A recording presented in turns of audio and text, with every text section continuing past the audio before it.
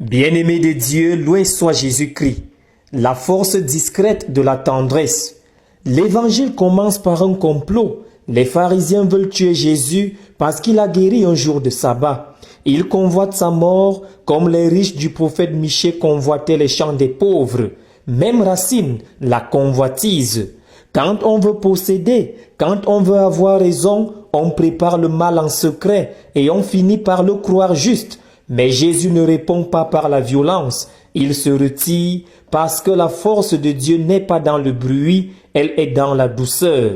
Aujourd'hui, 3 vérités vont nous éclairer: la discrétion du serviteur, la tendresse pour les fragiles et l'espérance offerte à tous. Matthieu nous dit: Jésus guérit tous les malades, mais il leur défend de parler de lui. Pourquoi? Il ne cherche pas la gloire. Il ne veut pas qu'on fasse de lui une star. Il veut que les cœurs soient touchés, pas les oreilles. Isaïe éclaire tout. Il ne criera pas, on n'entendra pas sa voix sur les places publiques. Jésus n'est pas un homme de scandale. Il est un serviteur. Il ne force personne. Il propose, il attend, il accueille. Sa puissance, c'est sa discrétion.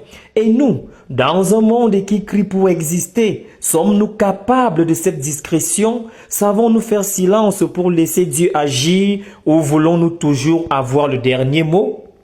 Vient alors la parole la plus douce. Il n'écrasera pas le roseau froissé, il n'éteindra pas la mèche qui faiblit. Le roseau froissé, c'est vous, c'est moi, quand la vie nous a cabossés. La mèche qui faiblit, c'est cette petite flamme d'espérance qui vacille en nous, mais qui n'est pas encore éteinte. Jésus ne vient pas pour achever les blessés, il vient pour les redresser. Il ne souffle pas sur notre dernière étincelle, il la ravive. C'est le contraire des pharisiens qui écrasent les faibles. C'est le contraire de nos propres tentations quand nous jugeons ceux qui sont à terre. Jésus lui donne tout à ceux qui n'ont plus rien. Et si nous faisions de même, si nous cessions d'écraser ceux qui sont déjà fragiles? Le prophète termine: les nations mettront en son nom leur espérance. Pas seulement les justes, pas seulement les pratiquants, tous les peuples, parce que la douceur de Jésus est pour tout le monde. Aucune nation, aucune culture, aucun pécheur n'est exclu. C'est une espérance universelle et cela change tout.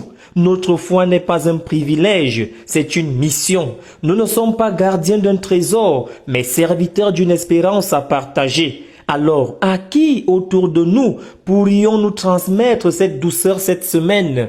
Frères et sœurs, quel roseau froissé portez-vous dans votre cœur? Amen.